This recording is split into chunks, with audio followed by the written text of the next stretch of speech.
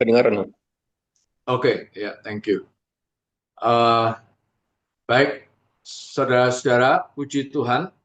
Ya, tadi saya menikmati persekutuan saudara-saudara sebelumnya. Jadi, saya coba untuk merangkum atau menyederhanakan. Di minggu ini, kita melihat dari surat Rasuli Petrus, bagaimana Petrus adalah seorang teladan yang mengalami Kristus, menikmati Kristus, dan mengekspresikan Kristus. Lalu Kristus yang bagaimana?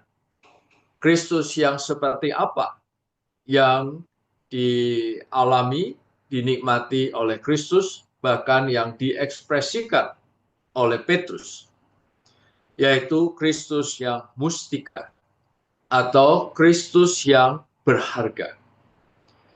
Nah, berharga di sini atau mustika di sini tentu berkaitan dengan nilai. Karena itu, ketika seseorang mengalami Kristus yang berharga, yang mustika, pasti ada suatu perubahan konsep nilai.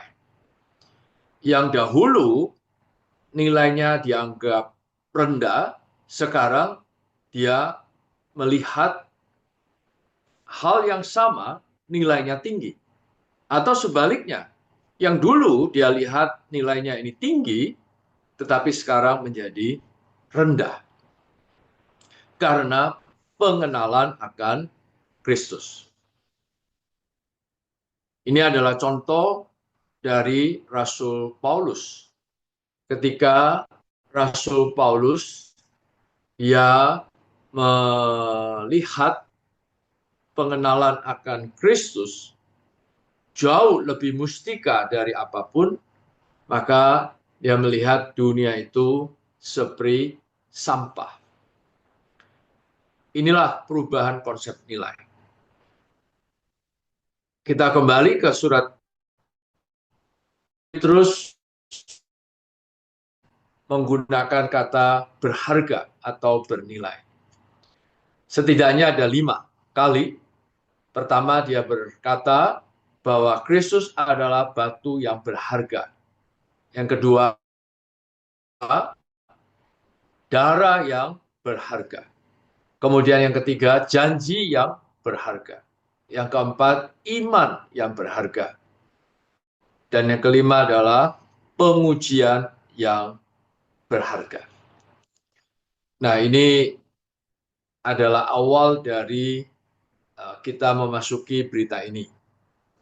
Nah, kemudian dalam berita ini, kalau saya sajikan dalam 3 aspek atau 3 poin, di mana poin pertama berbicara mengenai mengapa penting perubahan konsep nilai itu.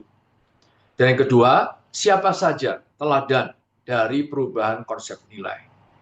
Dan yang ketiga, apa hasil dari perubahan konsep nilai. Nah, saya kira kalau kita bagi dalam 3 poin, alur pemikirannya bisa lebih jelas. Yang pertama, mengapa penting perubahan konsep nilai? Diambil dari kitab Yeremia pasal 15 ayat 19. Bila kita bisa membedakan yang berharga dengan yang hina, maka barulah kita bisa menjadi penyambung lidah bagi Tuhan. Artinya, bila kita memiliki perubahan konsep nilai ini, barulah Tuhan bisa memakai kita, mendapatkan kita bagi kepentingannya. Kemudian kita masuk kepada hal yang kedua. Siapa saja teladan perubahan konsep nilai? Nah, saya kira teladan-teladan ini kalau disampaikan, maka berita ini menjadi lebih bisa terimplementasi atau down to earth, di mana ada 3 teladan Namun saya juga merasa bahwa saudara-saudara sendiri boleh bersaksi. Apa pengalaman saudara berkaitan dengan perubahan konsep nilai? Di dalam berita ini, teladan pertama adalah Petrus itu sendiri. Kita tahu bahwa kisah Petrus, dia adalah seorang rasul yang Tuhan pakai, tetapi dia pernah mengalami kegagalan karena kelemahannya. Tetapi meskipun Petrus itu gagal, namun karena dia melihat Kristus yang mustika, Kristus yang berharga, inilah yang membuat dia setia sampai akhir, setia sampai mati martir bagi Tuhan. Maka saudara-saudara, kita jangan melihat kelemahan dan kegagalan kita.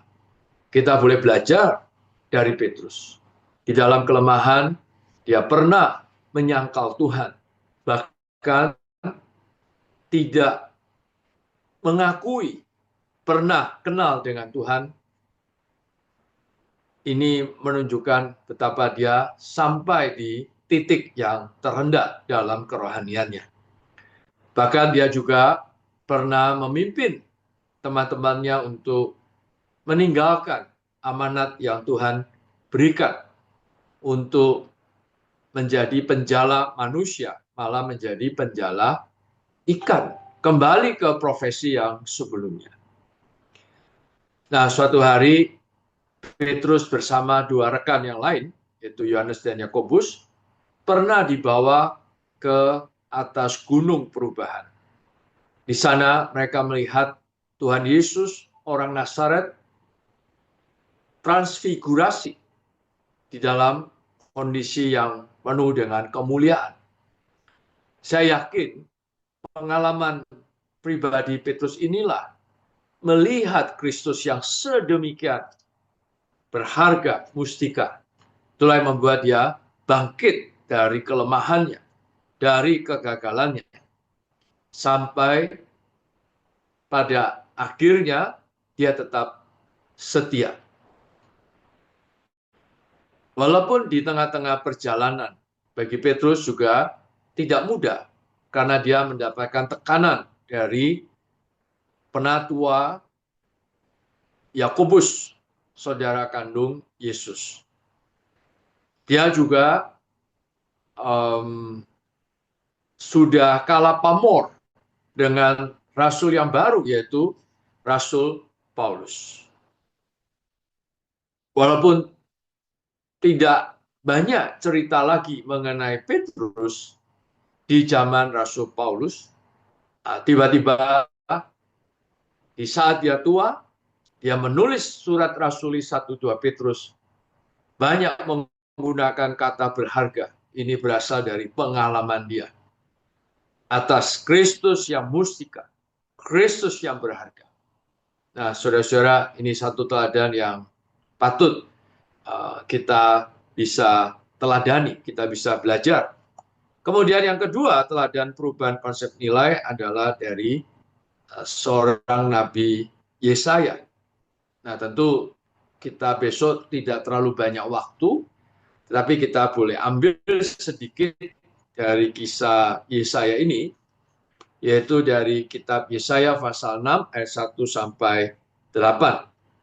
Pada saat itu Yesaya ada di dalam kondisi tertekan, kondisi depresi, karena dia hidup di zaman di mana orang-orangnya adalah orang-orang yang jahat. Mereka menyebut kejahatan itu baik dan kebaikan itu jahat. Apalagi raja yang baik juga sudah meninggal dunia, yaitu Raja Uzia. Di dalam kondisi yang tertekan itu, di dalam kondisi yang depresi itu, justru Tuhan membawa Yesaya melihat Kristus dalam kemuliaan. Nah, itulah yang kemudian mengubah Yesaya. Yesaya mengalami dimurnikan. Yesaya mengalami transformasi. Sampai pada akhirnya dia menjadi orang yang diutus Allah untuk umat pilihan Allah. Kemudian teladan yang ketiga adalah teladan 10 ayat 2, kondisi Daniel adalah tertawa dan dia juga sedang berkabung. Tapi dalam kondisi dia berkabung dan tertawan itu, karena dia melihat Kristus yang unggul. Pada akhirnya, di kitab Daniel pasal 9 ayat 23, Daniel disebut sebagai yang berharga. Nah, sayangnya bahasa Indonesianya diterjemahkan yaitu engkau sangat dikasihi. Ya, jadi engkau sangat dikasihi dalam bahasa Inggrisnya adalah preciousness itself. Jadi Daniel itu adalah berharga. Kemudian di kitab Daniel pasal 10 ayat 19, nah sayangnya bahasa Indonesianya juga diterjemahkan hai engkau yang dikasihi, engkau yang dikasihi. Dalam bahasa Inggris ini disebut adalah man of preciousness, manusia yang berharga, manusia yang mustika. Jadi dari tiga teladan ini, mereka sebetulnya ada di dalam kondisi yang tidak baik-baik saja. Maka kita jangan berpikir, oh orang yang mengalami Kristus ini pasti kondisinya, kebenarannya uh, menguasai kebenaran, tersusun oleh kebenaran, kerohaniannya bagus. Tapi kita lihat tiga teladan ini kondisinya berkebalikan. Petrus adalah seorang yang gagal, Yesaya adalah seorang yang depresi, Daniel adalah seorang yang berkabung, tapi dalam kondisi yang negatif itu, mereka melihat yang positif. Mereka melihat yang bernilai. Petrus melihat Kristus yang mustika. Yesaya melihat Kristus dalam kemuliaan. Daniel melihat Kristus yang unggul. Ini membuat mereka berubah. Ada transformasi. Dan akhirnya Daniel disebut manusia yang berharga. Nah, karena itu kita masuk ke poin yang ketiga, bagian yang ketiga, yaitu apa hasil dari perubahan konsep nilai. Nah, tentu dari teladan tadi hasilnya jelas, yaitu disusun oleh Kristus menjadi manusia yang mustika, manusia yang berharga. Saudara-saudara, berharga ini adalah di mata Allah, bukan di mata manusia. Tentu, kalau kita berharga di mata Allah, maka kita akan menjadi berkat bagi manusia. Nah, lalu terakhir, kalau kita sudah tahu pentingnya perubahan konsep nilai, teladan-teladan perubahan konsep nilai, dan hasil dari perubahan konsep nilai, sekarang kita masuk apa yang harus kita kerjakan. Ada dua, tapi dua ini sebetulnya mengacu kepada hal yang sama. Yang pertama, saudara-saudara, kita perlu menebus waktu. Waktu kita sering gampang sekali cepat hilang. Nah, kita ambil momen akhir tahun, karena biasanya orang kalau sudah menjelang akhir tahun, mulai berhitung. Di tahun ini ada rugi atau laba. Banyak hal orang mulai di masa-masa seperti momen akhir tahun, November, Desember. Ini juga kita pakai untuk kita perlu berhitung berapa banyak waktu yang hilang begitu saja. Mari kita menebus waktu menikmati Kristus sebagai kemustikaan Allah. Melalui apa? Datang kepada firman Tuhan. Kita mendoa bacakan firman Tuhan, karena di dalam firman Tuhan ada janji-janji yang berharga. Seperti yang dikatakan oleh Petrus, janji yang berharga. Nah, melalui kita menikmati janji yang berharga yang ada di dalam firman Allah, kita disusun oleh kemustikaan Kristus. Sehingga secara pribadi, pelan-pelan kita menjadi manusia yang berharga, manusia mustika, dan secara korporat kita menjadi harta Allah. Di mana harta Allah menurut Petrus pertama sebagai rumah rohani yang terbangun, yang kedua sebagai imamat yang kudus dan rajani. Menjadi sekelompok orang yang melayani Allah. Seperti Yesaya yang akhirnya diutus oleh Allah. Nah, yang kedua, kita harus memiliki waktu untuk hidup di hadirat Allah. Dengan menikmati Kristus sebagai bagian kita yang sudah Tuhan bagikan kepada kita melalui kita banyak berdoa, bersekutu. Kita juga boleh berkidung, memuji Tuhan.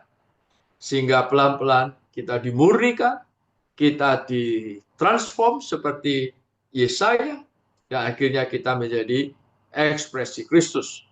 Manusia yang berharga, manusia yang mustika. Itu adalah ekspresi Kristus. Nah, maka kita jelas di sini ada visi mengenai Kristus, dan kemudian kita mengalaminya, menikmatinya, dan menjadi ekspresi Kristus untuk atau bagi kehidupan gereja yang sejati. Jadi, pengenalan kita atas Kristus, pengalaman dan kenikmatan kita akan Kristus sampai kita menjadi ekspresi Kristus, ini bukan hanya untuk urusan individu kita, tetapi ini akan menjadi berkat dan berdampak bagi kehidupan gereja. Kiranya saudara, kita banyak berdoa, walaupun hanya sisa beberapa jam, tapi moga minggu besok kita semua diberi urapan yang kaya, dan dengan demikian membawa seluruh kaum salah yang mendengar firman terberkati, dan terutama benar-benar bisa memiliki perubahan konsep nilai ini. Puji Tuhan, Tuhan berkati. Amin.